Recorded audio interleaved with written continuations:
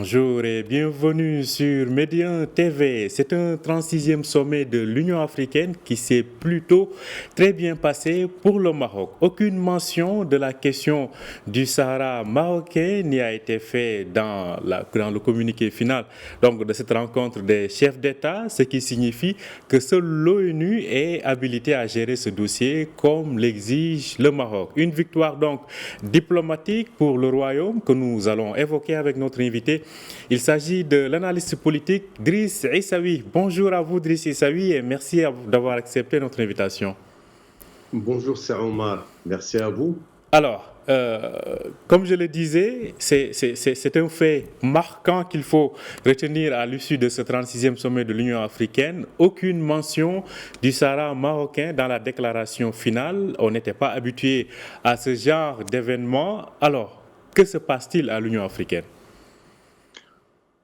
Je pense que ce qui s'est passé est tout à fait normal, parce que les choses évoluent dans un sens où le Royaume du Maroc, les autres parties prenantes dans tous les dossiers regardent que le Maroc est en train d'évoluer de manière très apaisée, très sérieuse, mais surtout, comme le Maroc est un membre à part entière de l'Union africaine, et qu'il n'y a aucune raison de remettre en cause ou de remettre sur le tapis la question du Sahara. Il n'y a aucune nouveauté qui permet aujourd'hui de dire on a besoin de parler de ce dossier. Parce que le Maroc avait déjà demandé, il avait exigé à ce que la question du Sahara soit traitée de manière exclusive par les structures de l'Organisation des Nations Unies. Nous avons une équipe qui fait un travail assidu, un travail permanent au niveau des structures de l'Union africaine, mais par ailleurs au niveau de beaucoup d'autres pays. Aujourd'hui, je pense que le Maroc n'a aucun souci à se faire dans la mesure où le Maroc attend de manière sereine les résolutions et surtout l'évolution de ce dossier au niveau des Nations Unies. Et tout a été fait de telle sorte à ce que, justement, on puisse traiter cette question de manière très solennelle, de manière très sérieuse et de manière très sereine. Alors, donc cela veut dire concrètement qu'aujourd'hui, l'Union africaine sait que le dossier du Sahara, c'est une question qui relève exclusivement des Nations Unies. Mais c'est plus important. Il fallait absolument que les amis de l'Union africaine sachent que cette question est traitée de manière permanente par le secrétaire général des Nations Unies, par son représentant personnel, par toutes les structures qui, justement, font ce travail en permanence sur le dossier du Sahara. Et nous avons quand même une diplomatie qui est véritablement très, très active et très présente sur beaucoup de structures, et ils font le travail de telle sorte à ce que, justement, on puisse regarder le dossier de la manière la plus sereine possible, et c'est ce qui se passe aujourd'hui. On n'a pas besoin, justement, que des pays qui sont très loin du dossier viennent vous dire on va traiter comme ça et on va faire ceci ou faire cela. Les Nations Unies font leur travail, les conclusions sont portées à la connaissance de toutes les parties prenantes, et le Maroc a bien avancé dans ses décisions de gestion du territoire. Le Maroc, il est dans son Sahara, et le Sahara est dans son pays, est au Maroc, et je pense que les choses évoluent de manière très positive.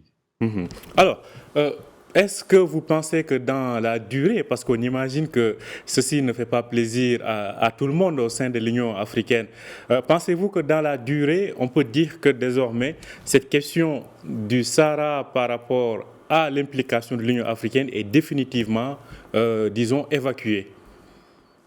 Je pense que pour l'Union africaine, l'affaire est entendue, la cause est entendue. On ne va pas revenir en arrière pour dire qu'est-ce qu'on va faire. La chose a été déposée au niveau des Nations Unies. Il y a une force des Nations Unies de maintien de la paix, la MINURSO, qui fait son travail de manière permanente et le Conseil et le secret, disons le Conseil de sécurité renouvelle son mandat pour une année, ce qui est énorme. Ce renouvellement donc donne beaucoup d'assurance aux parties prenantes au niveau de ce dossier. Donc, le Maroc aujourd'hui n'a pas de souci à se faire, et particulièrement par rapport à cette structure qu'est l'Union africaine. C'est une structure extrêmement importante. Les pays africains, aujourd'hui, qu'est-ce qu'ils font? Ils regardent leurs problèmes, ils regardent leurs aspirations, et ils regardent effectivement ce qu'ils sont en train de faire par rapport à l'avenir. Et ça, on ne peut pas le nier. Et le Maroc a fait en sorte, d'ailleurs, au plus haut niveau de l'État marocain, la chose a été entendue et l'appel a été entendu aussi. Parce que le roi Mohamed VI avait dit en Côte d'Ivoire, l'Afrique n'a besoin que de l'Afrique, et que cet appel militant des pays du Maroc a été bien entendu. Les pays africains, surtout la jeunesse, ne l'oublions pas, la jeunesse africaine représente pratiquement plus de 60% de la structure de la population africaine. Et l'avenir, il est avec l'Afrique, parce que l'Afrique est un continent qui est très riche en matières premières, qui est très riche en idées, qui est très riche en structures, et cette richesse humaine et richesse réelle va faire en sorte que l'Afrique devra et sera très certainement l'acteur principal des changements que le monde connaîtra, disons, avec ce 21e siècle. Alors, au-delà de la question du Sahara, on a vu que la délégation marocaine a été activement, en tout cas, impliquée dans beaucoup de travaux. Une délégation présidée par le chef du gouvernement, donc Aziz Akhanouch. Il y a aussi l'adoption par le Conseil de paix et de sécurité de l'Union africaine de la fameuse déclaration de Tanger. Quel est le message principal à comprendre par cela? Je pense que déjà l'appel de Tanger c'est un appel important à toutes les parties prenantes pour prendre en considération le fait que le Maroc, l'Afrique sont véritablement des acteurs de demain. C'est des acteurs d'aujourd'hui, bien entendu, et leur histoire, elle est bien assimilée. Leur approche est une approche qui fait que nous devons résoudre immanquablement toutes les problématiques qui sont posées à la question africaine. Nous devons nous intéresser à la jeunesse africaine. Nous devons également donner un sens à l'engagement de tous les pays actuellement qui sont dans les affaires économiques, politiques et sociales au niveau des pays de l'Afrique. Et je pense que cet appel fera en sorte que les pays africains seront très certainement les acteurs qui feront toute la différence qu'il faut pour regarder l'Afrique autrement. On a besoin que l'Afrique soit regardée non pas comme étant un continent à réservoir inépuisable de ressources, mais plutôt un pays où les Africains sont véritablement des acteurs de développement de demain, et c'est justement des acteurs de développement qui sont présents. Alors aujourd'hui, la délégation marocaine, elle est forte. C'est pour ça que le retour à l'appel de Tanger a été un retour extrêmement intéressant. Alors, un autre point évoqué lors de cette 36e sommet, de l'Union africaine, c'était justement le thème principal, c'est la zone africaine de libre-échange continentale, la ZLECAf, entrée en vigueur depuis maintenant plus de 2 ans, mais qui peine à se concrétiser sur le terrain. À ce niveau-là, vu du Maroc, qu'est-ce qu'on peut faire pour booster davantage cette zone africaine de libre-échange continentale? La zone africaine de libre-échange, et c'est la clé de voûte de tout ce que les Africains feront demain. Aujourd'hui, qu'est-ce qu'on dit? Nous disons qu'on a une zone de libre-échange à mettre en place. Il est vrai qu'il est extrêmement difficile de faire bouger les habitudes. Les gens sont habitués à traiter à travers leurs anciens colonisateurs, à travers toutes les forces qui étaient mises en place. Et il est extrêmement difficile aujourd'hui de dire on va changer tout ça et aller vers une structure où les Africains vont gérer par eux-mêmes. vont décider par eux-mêmes, vont prendre des initiatives et que l'essentiel de l'échange se fera à l'intérieur de cette zone de libre-échange, une zone, parce qu'en fait, quand on la met en place, ça demande beaucoup de changements, beaucoup de préparation. Et c'est ce qui est en train d'être fait. Et aujourd'hui, les Africains sont véritablement très prêts à faire en sorte que leur rôle au niveau de la zone de libre-échange soit un rôle dynamique, un rôle important et un rôle impactant pour le présent et l'avenir de toute disons, de toute la région africaine. Et je pense qu'il est important aujourd'hui de parler de ça, parce que la zone de libre-échange n'est pas quelque chose qui se fera par elle-même. Elle se fera par la volonté, par la force des acteurs et surtout de la jeunesse africaine qui fera en sorte que cette zone soit véritablement l'espace de déploiement de nouvelles dynamiques socio-économiques et culturelles au niveau de cette partie du monde. À ce propos, je tiens à rappeler que le nouveau président en exercice de l'Union africaine, le président donc de l'Union des Comores, Azali Assoumani, s'engage à donner un coup d'accélérateur à la concrétisation donc de cette zone africaine de libre-échange continental. Alors, Driss Essaoui, au-delà de cela, de cette thématique, en termes de coopération et, disons, de secteur, d'appui sectoriel par rapport à certains pays, on le savait et on l'a dit à plusieurs reprises ici, que le Maroc dispose d'une certaine expertise dans certains domaines. On pense à l'agriculture, on pense notamment à l'urbanisation, etc. Alors, comment voyez-vous, en fait, depuis le retour du Maroc à l'Union africaine, depuis 6 ans maintenant, comment voyez-vous les choses évoluer dans l'ensemble de ces domaines en termes de partage d'expérience et de réussite? Je pense que le Maroc a fait don de tout son savoir-faire. Et nous l'avons remarqué au niveau du Gabon, un don de 2000 tonnes disons, de fertilisants qui ont été offerts par le Royaume du Maroc aux agriculteurs disons, du Gabon.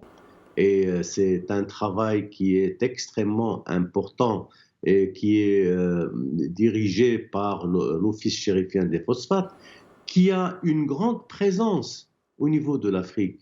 Ne l'oublions pas, le Maroc est pratiquement le premier exportateur mondial des produits de phosphate, mais surtout les engrais phosphatés représentent quelque chose d'extraordinaire. L'agriculture africaine a besoin de ces produits et le Maroc le fait. La même chose pour tout ce qui est construction et travaux publics. Les Marocains sont très présents à travers de grandes entreprises et ils le font.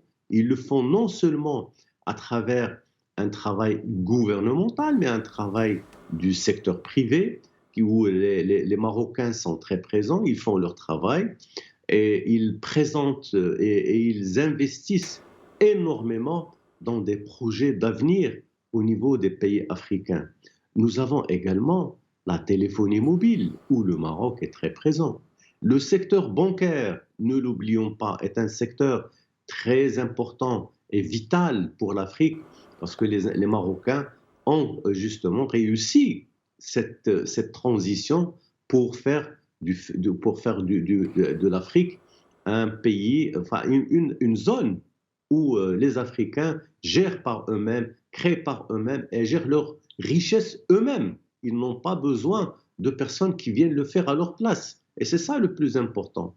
Il faut le dire, les Marocains, les Africains sont aujourd'hui en position de faire exactement ce que faisaient les autres, c'est-à-dire les étrangers, les colonisateurs, mais il fallait absolument se départir de cette situation et les Africains parlent d'une voix ferme, d'une voix libérée et d'une voix très forte pour dire que l'Afrique n'a besoin de personne, elle n'a besoin que de ces hommes et de ces femmes, et le travail est en train d'être réalisé justement à travers cette coopération africaine, cette coopération triangulaire qui avait déjà commencé depuis un moment et qui est la base de la politique africaine du Maroc, qui réussit, parce qu'elle est basée sur des fondamentaux culturels, religieux, etc., et qui font que le Maroc aujourd'hui réussit dans tout ce qu'il fait.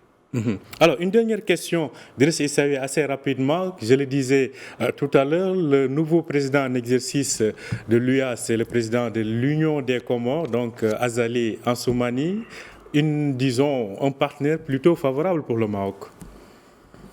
Oui, c'est-à-dire qu'en fait, c'est beaucoup plus intéressant d'être avec quelqu'un, un homme politique, qui soit favorable. On ne dit pas que le Maroc n'a pas besoin d'aumône. Le Maroc est un pays qui a ses droits.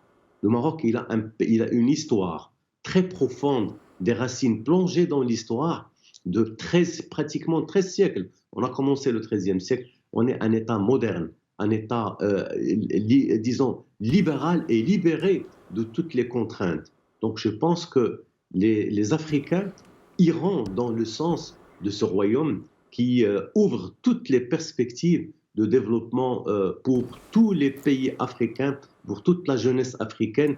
Et l'avenir, il est avec cette nation, avec ces nations, avec ce continent qui très certainement fera toute la différence au niveau mondial.